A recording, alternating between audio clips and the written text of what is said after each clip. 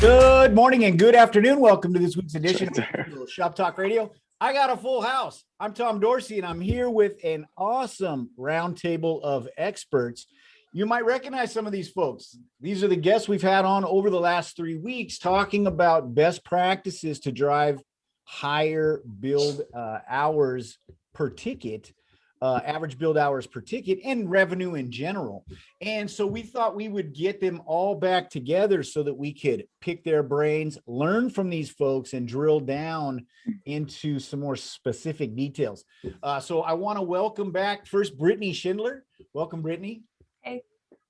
Thanks. From Rod's Japanese and Rod's Master Auto Tech in Bellingham, Washington. Awesome. Second location is about 2 months old now and already boom, to the moon. Bruce Williams is joining us. He was on last week. Awesome insights from Bruce Williams last week. Welcome, Bruce. Thank you, Tom. There. And we got Christoph Schaffer back. Video's working. He's got a strong internet connection, and we are going to learn some more gems because, you know, Christoph really got us inspired by some of the conversation that we had around technician auditing, inspection auditing, creating custom inspections, really good stuff. And so have your questions ready, folks. You know, use that chat button, use that Q&A button in there to get involved and, you know, learn. We really want you to be able to take away an action plan with some of these ideas that we've been covering over the last 3 weeks, to be able to implement them tomorrow morning. So don't miss this opportunity to interact. Don't be shy. And, you know, if you don't agree, challenge us, right? Challenge us. Do that through the Q&A, do that through the chat function. And of course, joining us, our expert panel of experts, Uwe Kleinschmidt and Bill Connor. Welcome, gentlemen. Great to be here. Good morning. Good morning. So let's just jump right into it because I really want to, like I said, get, you know, we had great conversations, I think, with each, you know, of these shop owners. And, you know, we talked in some pretty broad terms. But I really want to drill down by workflow step today and give some concrete takeaways for folks. And then also give you an opportunity to get some more information. Maybe some of the things that we've learned over the last 3 weeks are still vague, or maybe you tried implementation, but you're having some challenges. And so now this is the opportunity to kind of hash all that stuff out, be ready for the morning. I think before we get started, I'd like to really just kind of go around and give us, you know, because really what attracted me to have the three of you on the show was the consistent application of the best practices and the results, right? I mean, anywhere between 4 and sometimes 6 build hours per inspection. Brittany Schindler shop is running something like 18 recommendations per inspection and 80% picture edit rate. I mean, some of these things are incredible. Some of these things you would have folks tell you it can't be done. And so that's why I really wanted to get this group together because A, they're doing it at volume, and they can give you the insights to help you to be able to do the same thing. So great opportunity today. So if we could, Brittany, I think I'd start off with you is just kind of say, and we talked about it when you were on the show, but give us a refresher, especially kind of getting thrown to the wolves like you did. You're young when you came in, started working for Rod. And then all of a sudden you became the implementer for Auto Vitals about probably 4 or 5, maybe even 6 years ago. And just kind of had to make this thing work. And boy, did you. So what were the early challenges? How did you overcome them? And now what would you say is the critical success factors to keep the success rolling, to keep consistency? What do you do to make sure that, you know, that all that work you put in is going to continue to pay off in the future? Absolutely. I think some of our biggest challenges, and even specifically myself too, like coming in, like you said, I didn't really know anything about cars, even though my dad owned an automotive shop. Sure. So confidence was really lacking. It's like, okay, a fluid exchange the customer needs, right? And okay, but their car's still running. It could be fine if it leaves, so we could just let it leave. You know, I would just present it to the customer. I was lacking a lot of confidence. I was lacking knowledge of what it took to do that. When we started having team meetings, we started to discuss those things like, hey, why is it important to do these things on these cars? Why is transmission fluid important? Why is struts important? Why is, you know, maintenance items that aren't going to make the car run any different when it leaves here? Why is that doing right by the customer? It was just a lot of knowledge. I notice things like now, when I'm auditing in work orders when the customer leaves, I'm like, man, why aren't we selling this specific service anymore? So what I do is I write that down, and then we talk about it at our Friday lunch meetings together. I'm like, hey guys, let's all as a team, let's all talk about why struts are important to your place by mileage specifically. And we all go around the whole table, and everybody kind of puts in their 2 cents. And I didn't really tell that to the advisors. We just all start chiming in and saying why it's important, and it kind of builds that confidence back up in the advisor. So confidence was one big thing, as well as knowledge. And then we started offering a lifetime warranty. That also shot up our ARO too, and just really explaining to customers the benefits of getting these services done. And a lot of it is explained on the inspection, thankfully. Yeah, so that's really, really important, right? Is that it starts a culture, and it starts with an open, there is no dumb question, because that's the only way you're going to help other team members to improve and get to the level that you expect them to be at. Because, you might have that A tech in there, but gosh, if he's not sharing that knowledge and helping the C techs and the GS and new people at the front counter who may have come from outside the industry, well, then it's just a Titanic just waiting to hit the iceberg. You just haven't hit it yet, but it's coming. But if you open up and you say, there is no dumb question, I'm here to share my knowledge, I'm here to share these experiences. And I thought that was a really brilliant point, is to have that in your weekly meetings. Talk about the basics, right? Football players, at the top level, the champs that won the Super Bowl still practice blocking, still practice tackling, they still practice the basics. And so it's really going to be helpful in your operation to do the same. Christoph, if you could tell us a little bit about how, what challenges you overcame. You're in a similar situation, I think, with Brittany, working with your father, second generation owner, kind of coming in, maybe third, I don't know. You've been up there a long time in the mountains. And but how is that from just kind of coming into the business and then taking on this digital inspection program implementation? Because it's not just, a simple kind of overnight thing, as you all know, and then especially getting into the workflow implementation and really starting to change processes. And that might be difficult to do, especially in an established shop. How did you manage that? So like you said, it's not an overnight success thing. And so probably the biggest challenge is you can't go into it with that mindset, see what Brittany is doing, what I'm doing, what Bruce is doing. It wasn't overnight for us. It was small steps over time. Like when we first started, I might have had pretty sure like a 3% picture edited average, and now we're up at, I don't know, it's close to 80. And same goes for recommendations. It's just small steps at a time. It's not an overnight success. And you treat it that way. You treat it just like any other success. You just tackle one thing at a time. And then, like you were saying, Tom, we were an established shop, and we had our paper system dialed. I mean, we were very efficient, but it's archaic. So I wanted the digital, and just convincing even, my young techs and my older tech, that it wasn't going away. That was very difficult, and it was just every day, reassuring that, and not taking your hands off the wheel and thinking it's just going to work itself out. Just every day is constant work. So do you feel like you have the digital process dialed like you had the paper process? Yeah. Oh, it's way more dialed now it's way more dialed because I can track things. You can't do that with the paper. You just have an inspection to look at.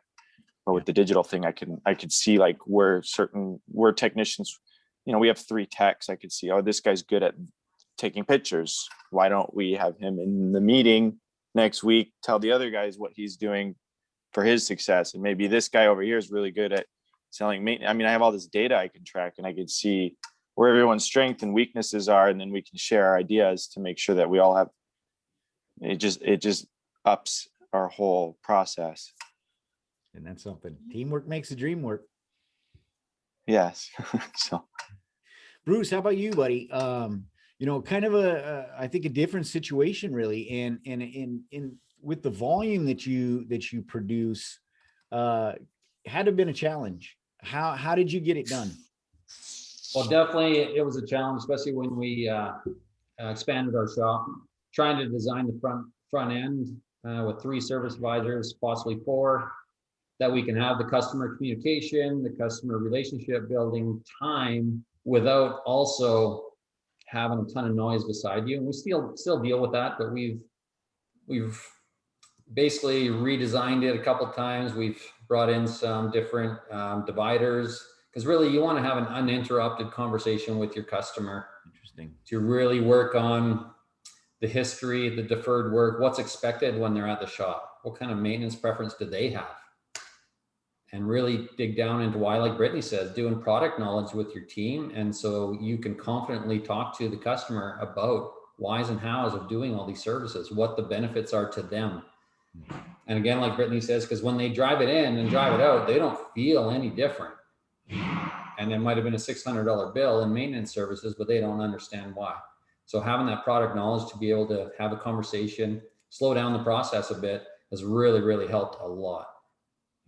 Yeah. And so what do you have in place now? Like what's the important things that you're looking at to monitor from a monitoring perspective, from a data perspective, to say, you know, we're doing it right. We're improving daily. We're going in the direction I want this team to go in.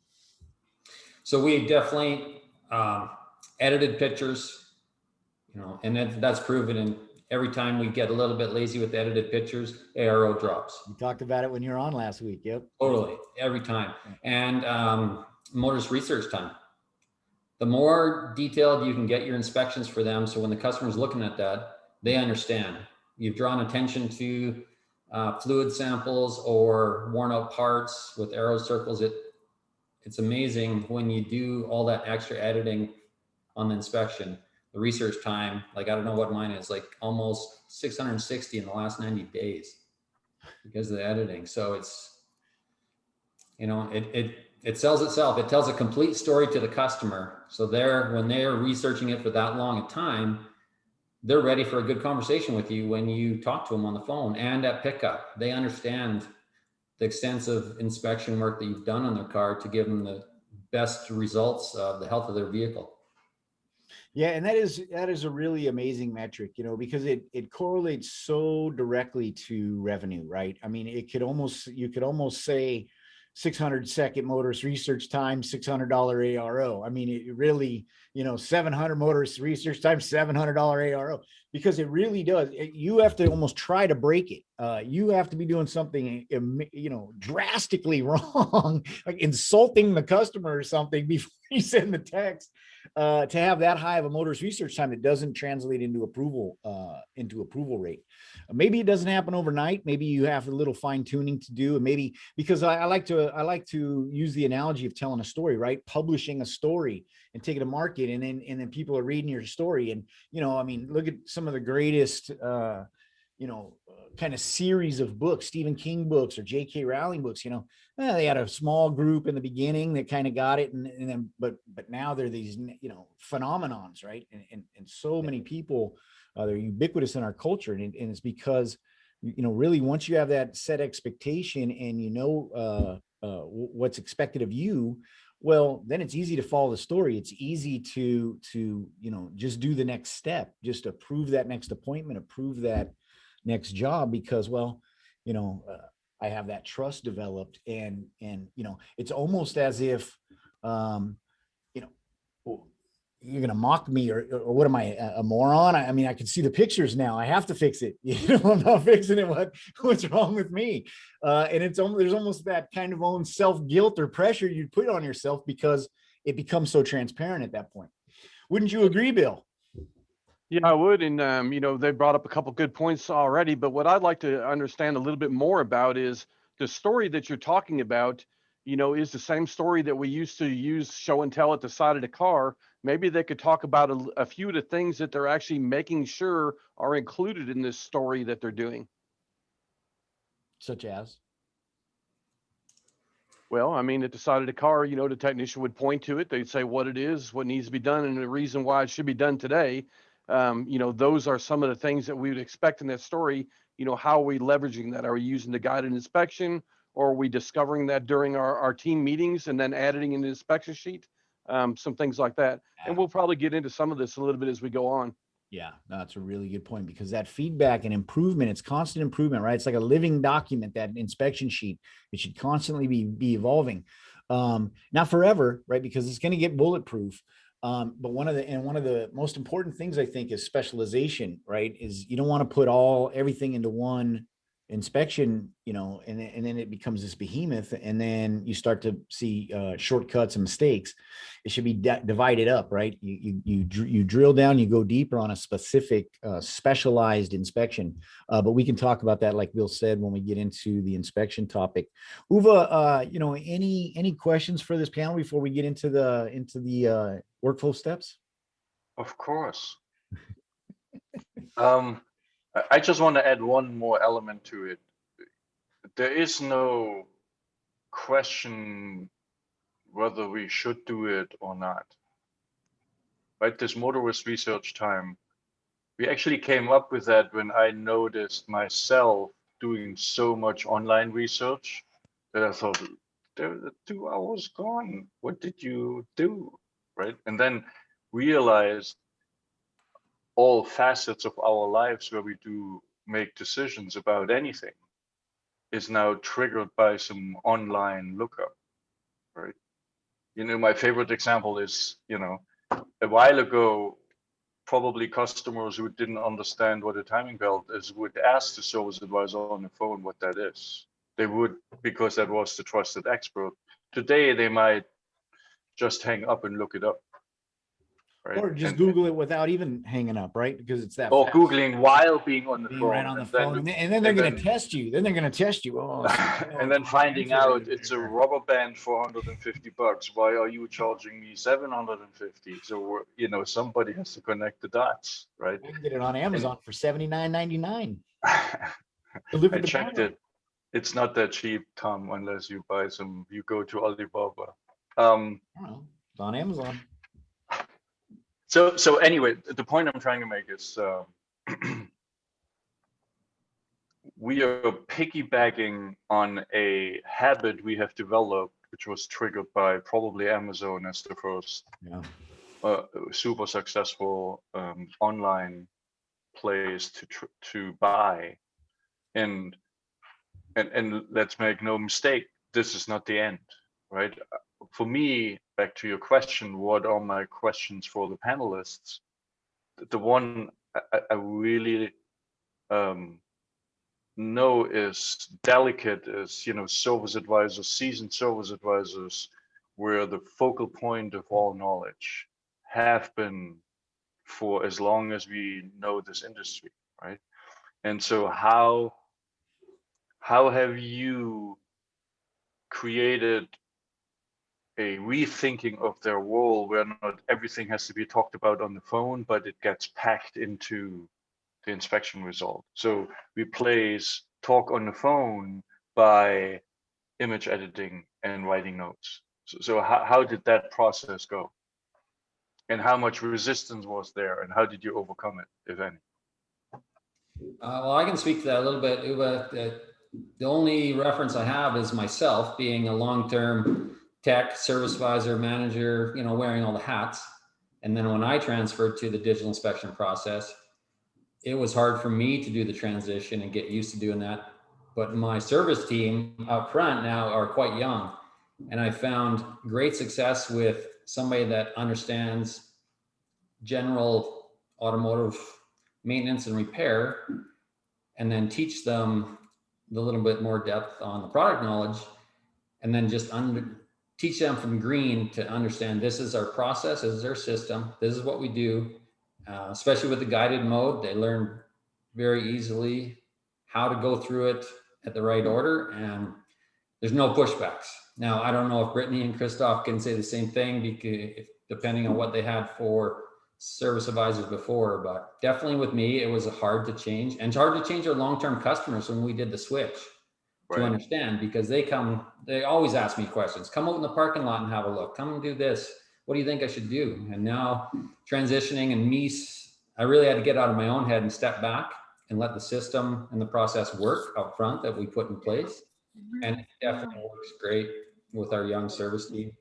They set it up, they stage it, let the customers know they are going to get an inspection result, either texted or email, and we'll go through it. When they So serve what it, it transforms the customer's thinking in it. Hey, what's this? what made you drink the Kool-Aid? Was it trying and be successful, or just power of will because you knew it's going to be successful? You know, I'm always looking at ways to be innovative. And when I first looked at this, being in Canada, they come up with the DVI, and I was just seeing you guys come online. I think I've been with you guys almost from the beginning. As soon as I seen it, it just lights went off in my head that this is the way of the future. There's no question about it. Like Bill was saying, talking into what would you do? What do we do different now compared to when we had to bring a customer back in the shop? If you talk to a customer over the counter about their brakes are worn out and they need new ones, they hear that, but they don't really understand. So you've had to bring them back in the shop, walk through the shop, bring them to the car, point it out. And as soon as they see it, they can't unsee it and they understand what it is. And now the inspection process does that when we send it out to them. They actually get to see their parts, their car. And like you said, you could tell them a story all day long on the phone. They can easily unhear it, forget it, misconstrue it. But as soon as they see it, you can't unsee it, and it's factual, and it sinks in. One of the interesting things about that, in the past, we used to, part of the sales process was to control the whole conversation, which you could do at the side of the car real easy. But if you think about it now in the digital process, motorist research time is a great tool to measure how well you're controlling that conversation digitally. Right. Yeah, exactly. But that's kind of a hard connection to make if you're a service writer, because would you agree that this can be threatening, right? Because if you, like Uwe said, to Uwe's point, if I was the font of all knowledge and I was the most important person in the building at this specific workflow step, now all of a sudden I can be replaced by this tablet by and by somebody who just walks in off the street and just basically puts a circle and an arrow or something like that, right? That's got to be a threat. How do we still, maintain that value, that self-perception of value added to the service writer who goes fully digital? I think you still have to put in play there that people have different buying personalities.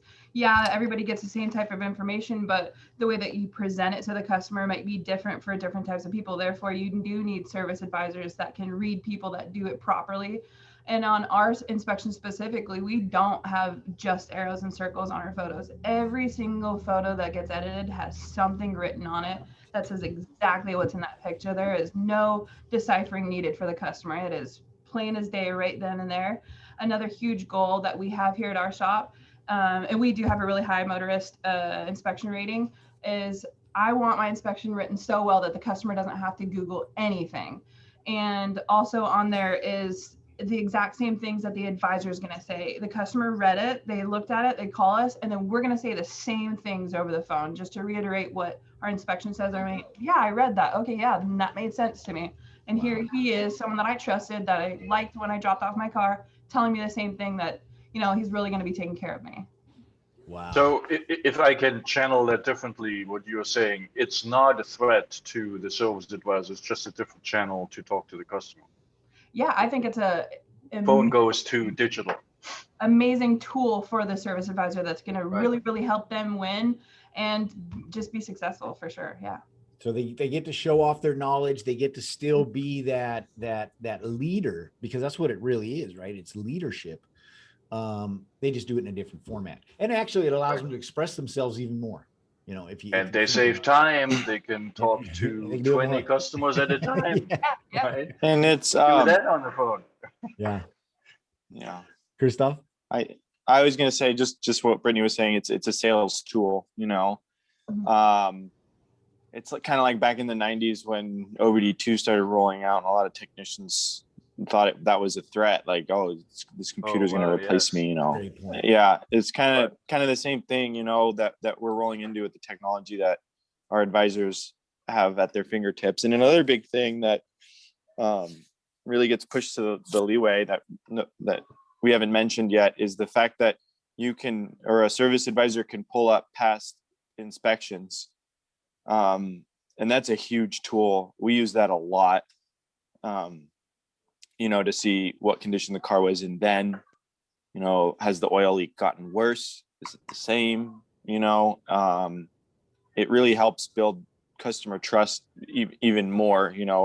When a customer comes back and you tell them, this is what we found last time. It really hasn't progressed. You don't need to waste money on it. However, your tires have worn way faster than they should compared to last time. You've only gone 5,000 miles. Hey, let's throw an alignment on there. It's a huge tool if utilized properly. Use it right. Yeah. Yeah. That was a brilliant point. And real quick, we've got a question for Brittany from the audience. Eldon's asking if you could, and this was back a little bit from in the intro, but he was asking, what does Brittany mean when she says lifetime warranty? 3 question marks. I mean, yeah, we do a lifetime on our parts and labor, and that's against defect. If a rubber's going to wear down over time, right? That's not a defect. That's just something that happens. Same with every other part. It just wears down over time. I'm going to cover anything that is just defective. And another thing with our warranty is we require you to come in 2 times a year or every 5,000 miles, whichever comes first, for a free inspection. Make sure that the work is staying intact. So. Exactly. So I would highly encourage you, Eldon, to go back and watch the episode when Brittany was on by herself, because she talks a lot about that and how they leverage that lifetime warranty into their CRM and to getting that follow-up visit. I thought it was brilliant. And you can get a lot of insight there. So don't miss that episode as well. And we'll talk a little bit about it when we get into pickup and things like that here in this show. We'll get some more insights from Brittany. Thank you, Brittany. Yep. So if we could, let's get into it, because, last week we had Bruce on, and when we were talking about staging, right? And we kind of had a pretty interesting conversation around that. And, there's 2 sides of the coin, right? And some shops, that might be something that they can adapt well to, others not so much, and for various reasons, right? I heard a lot of different kind of excuses.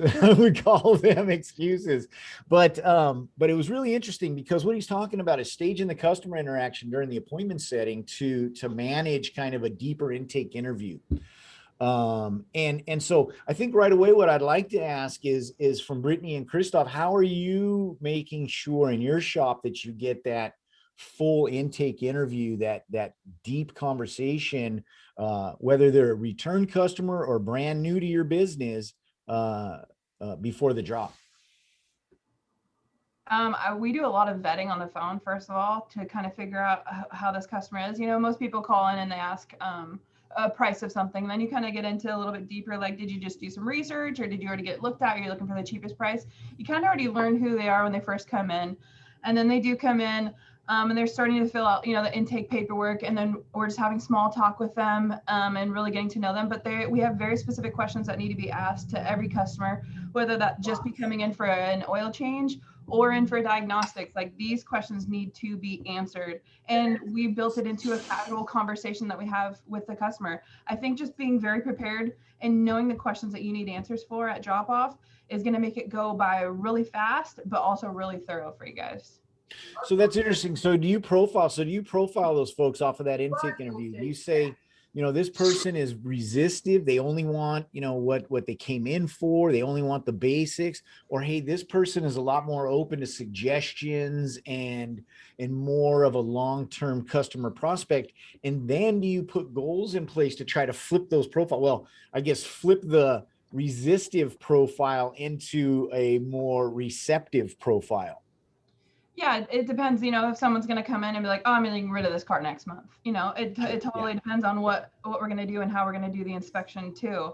But I think we still do the full inspection anyways. And then that still wows them. And then they're amazed and they're like, maybe I should keep this car. But no, it's a lot of explaining. And I think a lot of our speeches need to get down and listen to what you say, record yourselves when you're presenting, even at that intake interview, and then listen to it and see how you sound to yourself, because you might sound a little bit different when you actually hear yourself on recording. Oh, that's great. How about you, Christoph? How do you guys find the time to do that full intake? So we kind of do the same thing. We spend a lot of time on the phone initially, sometimes get as much info as we can, address, email, all that stuff. so we don't have to deal with that when they're there. So we can mainly talk about the process in which their car is going to be looked at.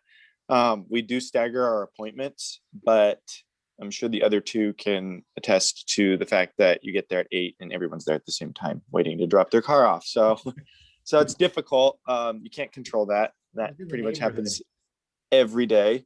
But we do try. And then we just take time. We're fortunate enough. I mean, a busy week for us is 30 cars. So we're talking on a Monday. Yeah, we're taking in 6-7 cars, and then it tapers off as the week goes by. So you're spending, 10-15 minutes with the customer, sometimes not even that much. I mean, a lot can be done in 10 minutes, a lot can be said.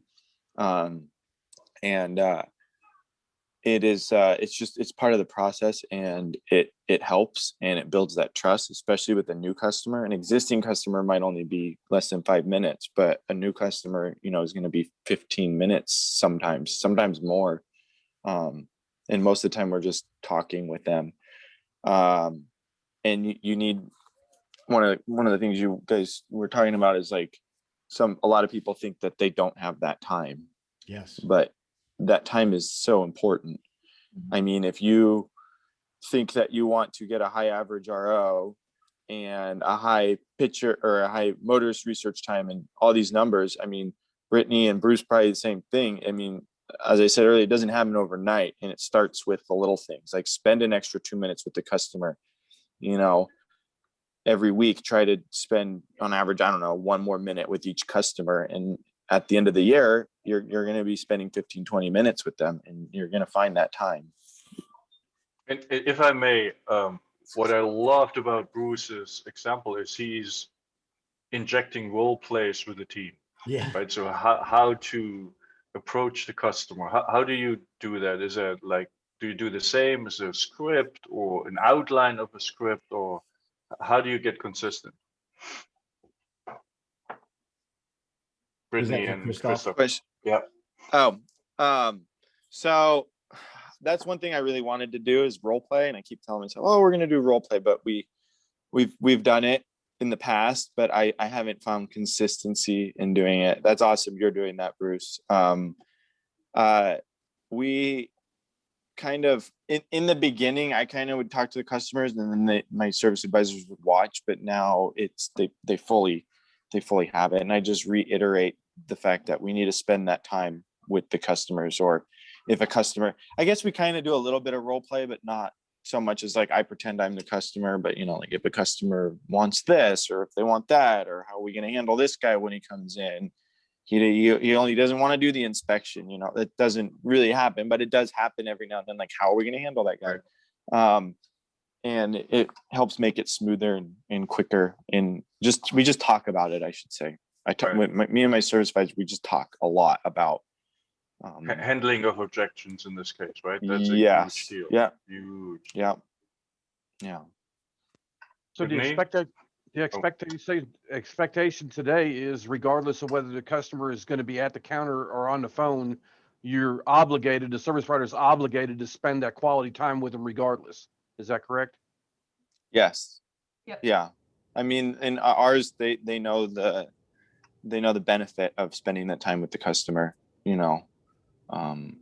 How difficult was it in the beginning? Because everybody is running around and has something else to do, and now you say, "Hey, Alba, we'll spend more time." How did that go down? Well, I'll just answer really quick. For us, honestly, we were spending the time with the customer before Auto Vitals. That time. When we did implement Auto Vitals, that time kind of went down because now we were doing more work because we were trying to figure out the software. But now that once we had it figured out, then we just got that back in. But that's just part of that's just how our shop is. We just we care about our customers. We like to talk to them. So that's where I've also, just like Chris, I found the most success when you actually spend the time to just have a conversation with a customer. You can just see their body language completely change right in front of you. They're not standoffish. They feel comfortable now with you. And that's all in the check-in process of how you communicate with them, setting up expectations. We went as far as designing a brochure at drop-off. If it's your first time customer, what to expect if this is your first time in the shop. If you're a repeat customer, what is it? What do you expect from our shop? And there's 2 check marks and a signature part. One check mark is that they understand we will be doing an inspection on their vehicle, period, of some kind. And the second checkbox is that we've discussed their maintenance preferences on their vehicle. What do they understand about maintenance? Do they want some education? Do they need to be educated? And what we actually do as a shop, as a maintenance shop. And when you have those conversations, now they're expecting a really good inspection, and they understand that we may see some stuff that is overdue maintenance, and we're going to bring it to their attention. We're going to advise them, because that's what our job is. We're professional advisors. That is brilliant. So real quick, we got a question from Carlos Torres. How many service advisors do you guys have on average on the desk? Is the manager on the desk too? Okay, for me in my shop, I have 6 techs, and we have 2 service advisors and a service manager. And in our busiest months, that's nowhere near enough. I need at least 1 more service advisor. And are you moving into a production manager role? Yeah, that's where my service manager, I guess, / production manager, that's where it'd be nice to be able to have him full time doing that and not service advising. Yeah. Brittany? Oh yeah, we have 2 advisors at the counter, and the cool thing with Auto Vitals is I can see what's going on the whole day, so I can see it from He's anywhere. always at the desk. He's at the desk right now. But yeah, I've been at the desk lately because I recently hired another advisor, but she didn't work out, and then so I've been at the front counter. But actually, I've been having a lot of fun. I miss being an advisor sometimes. So. Yeah. And then me and my especially when you're really now, good at it, like Brittany. Yeah. It's fun doing a little competition here with my advisor here. So Oh yeah, we've been having tons of fun. Smoking them. Yeah. Christoph, how about you, buddy? We normally run 2 advisors. However, I lost one. So I have 1 right now. And she's been with us almost 10 years. So as a manager, I'm helping her out, but I'm probably only doing like 10% of the help. Like I'll probably end up doing like 3 to 4 ROs this week for her, but normally 2. Yeah. And then helping and advise. So Bruce, I got a question for you. So one of the things that was coming up was to say, that a lot of people don't want. So when we're talking about staging a conversation, actually, if you could give us kind of, a play-by-play on how you set up the staging and what does that entail for folks, so they kind of understand what we mean by staging that interaction. Staging ultimately starts after the first visit, because now you set up expectations for what you're going to do for your customer. And then it's at the pickup of that appointment, booking the next appointment, explaining to them how we're going to do it, fit it into their time schedule, not ours. So what we do, I don't know what many people do, but we book everybody for 3 months out on a Sunday, period. So then the week prior, the service advisors, we're getting all our regular appointment phone calls, and they look at the Sunday a week ahead, start calling those customers and finding out what works for their time schedule, what they're comfortable with. Because nobody really knows what they're doing 3-4 months out. We can all presume, and then this way it just kind of, again, they're not 100% committed to a time. We found great successes backing it off to the Sunday, where we're going to call them and see what their week looks like so they can fit it in to their schedule. And they already know that when they show up, we're going to talk about all the deferred work that we already talked about at the last, and whatever's upcoming for mileage, interval, maintenance. And we're going to talk about that. So that's part of the staging, what I call staging anyway, setting up that conversation with them 3 months out, because it's no surprise, no shock therapy for our customers. We like to be upfront, transparent with it, right? So they do understand, and maybe they actually budgeted for it and saved it, or maybe they didn't, but at least they know we talked about it. And now we're not the bad guys by saying, you got $1,500 in overdue maintenance, what are we going to do about it? They know, and whether they save for it or not, that's now on them.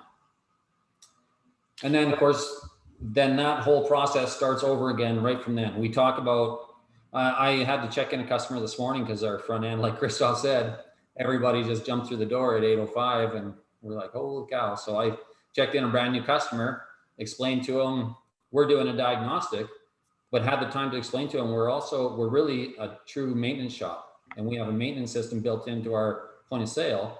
And as a new customer, would he like to be on our maintenance plan? And he said, absolutely yes. So I explained to him what it is so that we can keep the health of his vehicle up to date, and everything's intervaled from shocks, batteries, fluid services. I just one click of a button, it applies it to him. So now he knows that this stuff's going to come up in the future at the intervals. That's a great point. And, Carlos is asking who sets all that up? How much time do you set aside for the process? We try to give, like Christoph was saying, about 10 minutes. Once you're knowledgeable with this process, it actually doesn't take that long. I think my conversation with the customer really only took probably 3 minutes to do that whole thing. Write the work order, talk to them while I'm writing it, because I'm just grabbing service packages, putting it on. And that's, again, the staging. What's coming in, so you're already preset with the work order. You just have to maybe add a few other things with the initial conversation. Mm-hmm. So it really doesn't take that long. And ultimately, even if it did take 10, 15 minutes, you can't afford not to do it. Mm-hmm. Back in the old days, activity-based, where we're getting $150 an RO and pumping through 300 vehicles is just not much fun. Exactly. Right. And that's exactly the point, is that it gives you the time to be more thorough and more engaging and more personable. And then that pays off right back. Right. And so it's almost like a wheel of success, right? If you don't do it, you're just kind of always grinding. But if you do this thing and then, you kind of come out of your comfort zone a little bit and you train the customer, because that's really what we're talking about. That's what Bruce is doing. He's training the customer. You're taking the time to train them effectively. And then they, they can make up their mind if they don't want to be in that type of shop and they just want to go into some, I'm not going to say a name because I don't want to disparage anybody who might be in the audience, but some more of a quick serve, lower budget type of, well, that's what the service they want. Well, at least they know they can go there and you've saved yourself a lot of heartache, really. You dodged a bullet, to be honest with you. And so when you do that, it pays for itself, I think in multiples, because now you have somebody who's engaged with you, asking questions, maybe even, and we've had folks on the show and we've had plenty of stories like this where somebody says, hey, wait a second, what about that water pump that you were talking to me about last time I was in here? Why did you forget to tell me about that? I want to get that done. Oops. And that, talk about some embarrassment for a service writer, right? When he had this thing served us up on a plate, all he had to do is mention it, but he skipped a couple spaces on his own inspection, and then the customer held him into check. And I think once you get that type of interaction, that you are in the right space, right? You're doing it right. But Bruce, what would you say to folks that say, I just, either we're way too swamped at the counter, I don't have the manpower to get it done, even though, yeah, I understand I can't afford not to do it. I just physically, I feel like I can't do it. What advice would you give them to at least get started in some fashion with being able to stage that interaction? Well, definitely, first off, partner with Auto Vitals. That's going to help you out a lot. Okay. And honestly, you have to slow down. You really got to slow down. Get away from being activity-based and be quality-based. Yes. Give lots of value. Spend time with the customers. You put yourself in any situation, you go to a dentist, a doctor, if somebody you're talking to doesn't have time to discuss something with you, you're not happy. Doesn't matter where you're at. Mm-hmm. We want to be interacted with so we understand. And you truly just have to slow down and build relationships, because ultimately the profit margin on the other end is well worth it. Hey Bill, from a trainer's perspective, how do you get that message across? Because that's a scary thing. You're asking me to slow my business down. I'm barely making my bills right now. I've got all these families to feed. All these people are dependent on me, but you're asking me to really, put the brakes on my revenue generation. Are you crazy? So the quickest way to do it is what we call a quick win, and that is to go ahead and show them a huge success right off the bat by doing a thorough inspection, estimating and presenting everything. And then when they find out that they don't have to go ahead and have the technician touch 8 or 10 cars a day to make money, then all of a sudden the little light bulbs go on and they're like, hey, this is cool. I'm not wearing out shoes, on a weekly basis. I'm saving all these steps. I'm not having to bend over rack and re-rack. So the quick win process is really the thing. And like I said, if they'll go ahead and if they're not bought in, the first time they go ahead and have a inspection that they recommend, 8, 10, 12 things on it, the service writer estimates everything. They send it to the customer and the customer calls and they said, I looked this over. When can you have it done? Then everybody's a believer right quick. Yeah. When he talks. Another thing I found great success with, instead of booking the next oil service, we're booking next maintenance service. What's due for maintenance? And we've had lots of customers that are 1,000 kilometers away from their oil service, but their vehicle's here. And it's a really simple conversation. Why don't we get that done early? I know you're still 1,000 kilometers or miles away, but it saves you a complete interrupted day and another trip into our shop. We can get it done now, get it early. You won't have to worry about it now for 3-4 months, because we're finding, like we talked about last time, the customer without their vehicle is stressful for them, no matter what the case is. We rely on our vehicles, whether it's parked in the parking lot at work all day long. Knowing it's there makes you comfortable. When it's not there, you're uncomfortable. So why would you not have it there 2 different times in a month for different services? Why don't you just leave it for the day? You know it's there, you know exactly what's happening. And we're actually adding oil services to other jobs now instead of the other way around. And the 2 important things he mentioned there is that no vehicle leaves without exit scheduling, because every vehicle has a next service due, including if it needs to go to a crusher. That's one thing. And the number 2 things is never schedule for the next oil change, schedule for the next vehicle health inspection. That's right. Absolutely. Now we are revolutionizing again, Bill. That's what we're best at. Ways of the future. And it's not even that hard to implement. It really is just a frame of mind, build a script around it so that you develop the muscle memory, and then review, do regular reviews and role play, introduce that role play, because that's one of the easiest things to do. You just walk through. If somebody's not on the phone, it's ring, ring, ring, and they'll pick up, hello, and then just go right into that conversation and just build that muscle memory and just kind of hammer away at the same topic, for a week, 2 weeks, paper, whatever it is, until you hear them automatically, falling right into that messaging when they're on the phone in a real situation, and then flip it up, and then do role play on another topic and reinforce another best practice or another value proposition discussion technique. And before you know it, you're going to just have just high caliber salespeople on the phone. And that's the trick, is that they're selling without selling, right? That's when you know that you're doing it right, it's not selling, it's educating, and you really just taking the orders in the time that your wisdom and your knowledge, that's what they're relying on you for, is when this stuff should be done in what time frame, right? And that's how we're going to start to just build out that schedule and exit schedule them, and they fall right in line. Yep, I'll be there. See you in 2 months. And it's as simple as that. So at least get it started, right? At least go in tomorrow morning, work on that script, set up those staging intervals, get that customer education. I mean, Bruce gave you a fantastic idea to have a little pamphlet about, hey, this type of shop. And you don't have to just give it to the brand new people, give it to everybody. Give it to your customers you've had for 20 years. At least give it to them on their next pickup or drop off, and because they're going to learn something, and it helps to educate that customer so that they follow into your process. And as they follow in, they follow almost like lemmings, and they just nod their head and go, yes, a lot. Okay, let's do that. Okay, sure. Yeah, I'll come back that day. Oh yeah, approved. Right. And you're in a really good spot. Last week, or actually, 1 minute. Oh, sorry. When we had Christoph on, you know, I want to talk a little bit about the inspection process. When we had Christoph on, he was really hammering home the importance of auditing the inspections and customizing the inspection to your operation.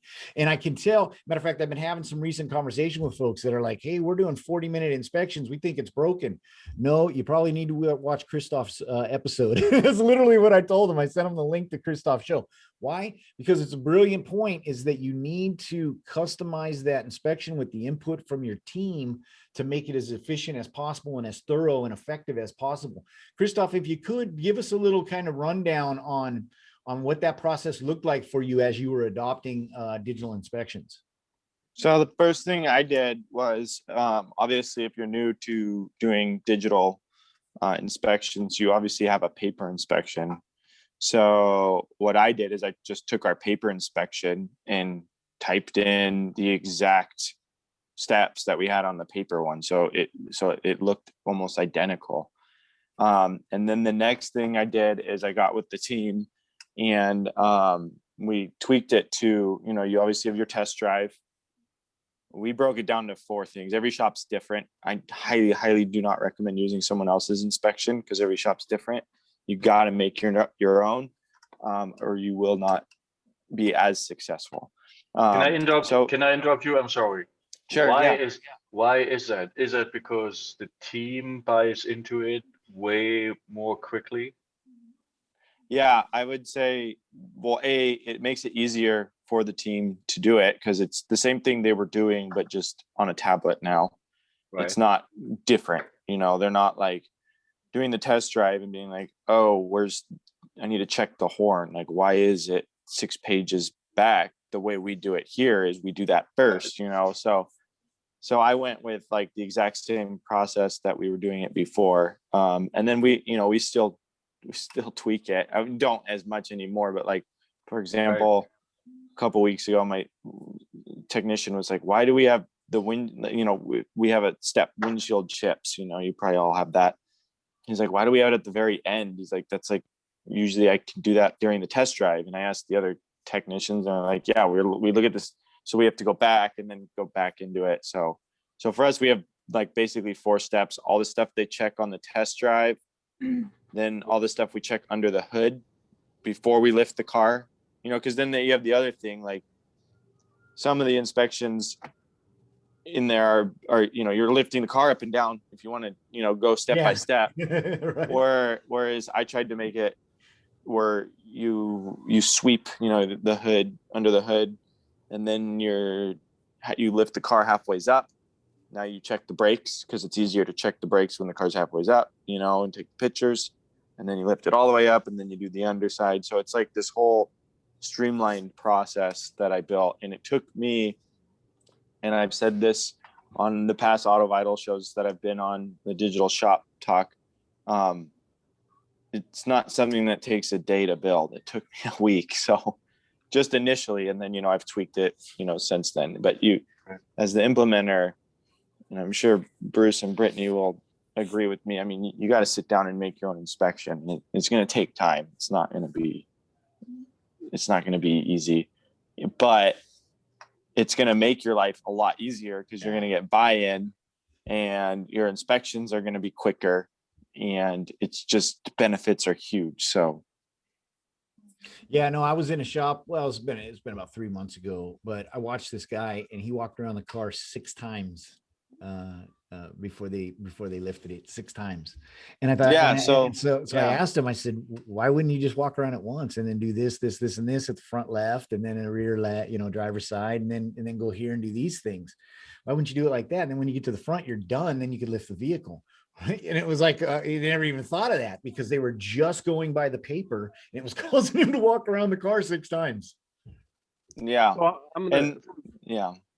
from a trainer's perspective, I'm going to go ahead and recommend something a little bit different. We know that every shop is kind of an anarchist and they want things their own way, but I'm going to say, take the guided inspection that's already done, work with your shop to go ahead and get some feedback from them, arrange it in the order that they want it done in, and then you maybe only have to add a topic or 2 and, you know, things like that afterwards. So go ahead and leverage that hard work that's already been done rearrange the order and then ask them, what other topics do you need added to this? Or, is there something that we should be doing in our shop, and save that time and kind of exploit the hard work that's already been done. Yeah, we started like 7 years ago, so I'm not sure exactly how it was built then, but I can tell you we've edited it over 100 times, and we still do. Every Friday lunch meeting, like, is there anything that we need to change? Oh yeah, like add sway bar links to struts because those get replaced during strut replacement, or whatever it is. We're constantly making changes and making it better and making it faster, and like, hey, take off all this extra stuff. Just say steering suspension's loose. Don't diagnose it and click, whatever makes them faster. And they're all about 15 minutes or less on the inspection now, with an average of 18 recommendations and an average of, I don't even know, 20 pictures or something like that. Oh, it's incredible. Yeah. That is incredible. Yeah. It's incredible. Your numbers are incredible, Brittany. Yeah, we have 100% buy-in from the technicians. That really helps too. And I think that's what shops should focus on a lot, is like getting that 100% buy-in from both your technicians and your advisors. And how you can really help do that too is show them the numbers, show them the correlating numbers, more pictures, higher ARO, those numbers go hand in hand, like show them that. Bigger paycheck, right? Yeah. And once they realize that, they'll go for it. It's not like they're resistive. You wouldn't have them on your staff if they were, right? They want to do the right thing, want to do the best job possible. A lot of times you just don't have the information. They just didn't know. And if you could show it to them, like Brittany's saying, is just go show them the numbers and see those correlations. They go, oh, I could do that all day. Let me get right after it, right? And then you get then they're chasing each other to the top. And then you're in the sweet spot. You can just lean back, not for a long time, but momentarily, and enjoy the moment. And really, when you think about it, until the OEM stops innovating, until the consumers stop demanding more systems and stuff on a car, the inspection sheet is never going to be at a point where it's going to be a completed, dialed in tool. So that's where I kind of disagree with Tom from earlier, but he said challenge him. So. Yeah, you're right. I guess it never will. But what specifically what I was talking about there is that once you start to feel like it's getting too heavy, break it into smaller segments, right? Break it into specializations, because you don't have to drill down all the way. Just like what Brittany was saying, you don't need to diagnose the steering to know that it needs to be looked at, that we need to go deeper. It's loose. There's an issue.